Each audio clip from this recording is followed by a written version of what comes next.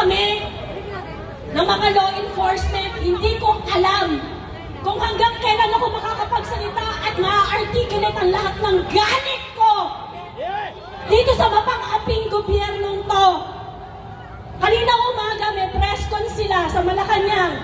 At ang sabi nila, hindi kayo pwedeng magtipon-tipon para i-articulate ang hatred nyo.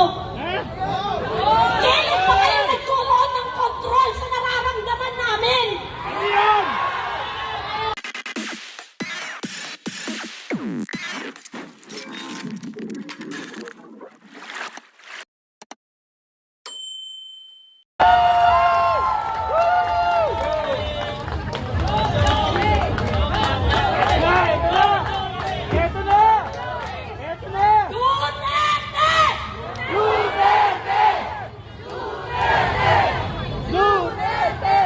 Magandang gabi po sa inyong lahat. Ako po si Joey Cruz at natutuwa po ako na nandito po ako sa inyong harapan para mapakinggan kung ano ang nararamdaman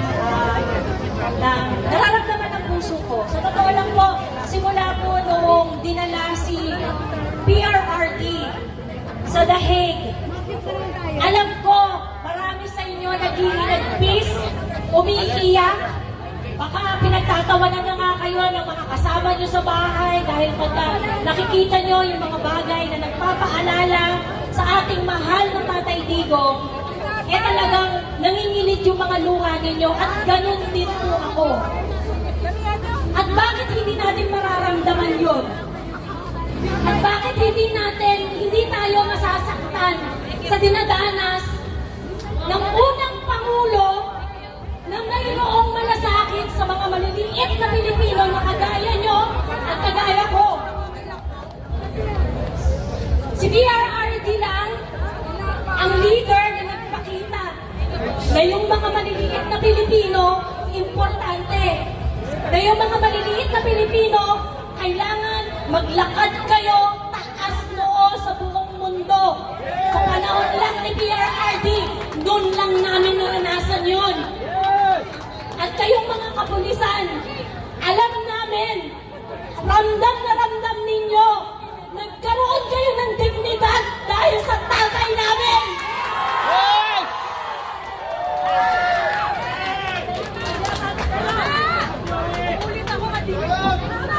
Sa totoo lang po, ngayon nakarating sa akin ang balita na tinatrabaho kami ng mga law enforcement, hindi ko alam kung hanggang kailan ako makakapagsalita at ma-articulate ang lahat ng galit ko dito sa mapang-aping gobyernong to.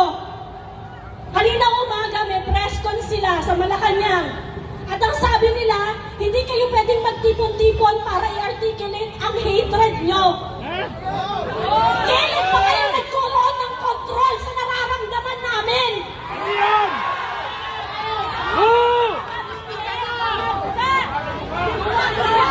Kung galit kami sa administrasyon na to, dahil tinraidor nyo kami!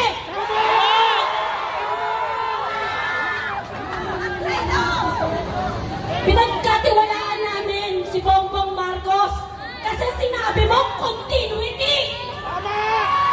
Sabi mo itutuloy mo lahat ng proyekto ni PRRD! Sinabi mo na hindi mo siya ibibigay sa ICC! Pero ano ginawa mo? Tinraidor mo kami! Tinraidor mo si PRRD! Tinraidor mo kami mga Pilipino! Kung galit kami sa inyo at kung ang nararamdaman namin ay hatred dito sa gobyernong to, hindi yun kasalanan namin. Ginawa nyo yun, sinaktan nyo kami, tinraidor nyo kami, dapat pinagsisilbihan nyo kami, pero ang ginagawa nyo, inaapi nyo kami ngayon. Mga Pilipino rin po kami, kaming mga Duterte supporters. It's time na makinig kayo sa amin. It's time na dapat pagsilbihan nyo kami. At sana nakikita niyo yan kung minumura namin kayo mula ulo hanggang paa dahil yun ang nararamdaman namin sa inyo. Mga magnanakaw kayo, mga putang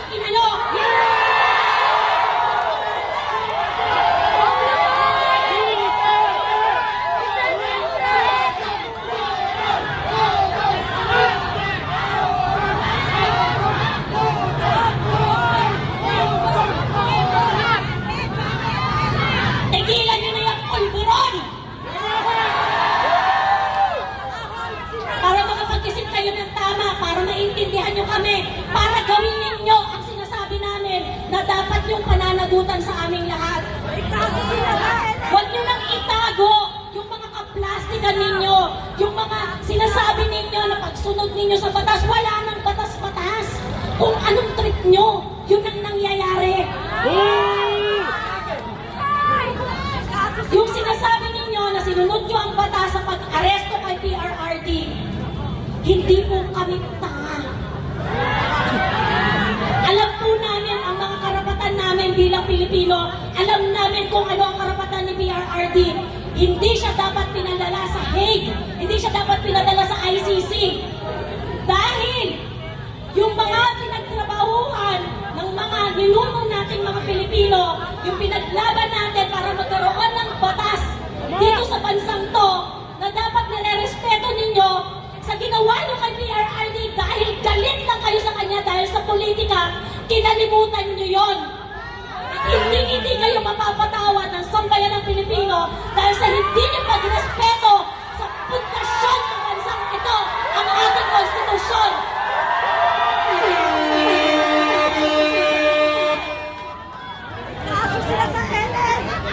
Hindi ko po alam kung hanggang kailan ako makakapagsalita sa harap ninyong lahat. Pero isa lang ang gusto kong maalala ninyo. Hindi nyo makakalimutan ang apelidong Duterte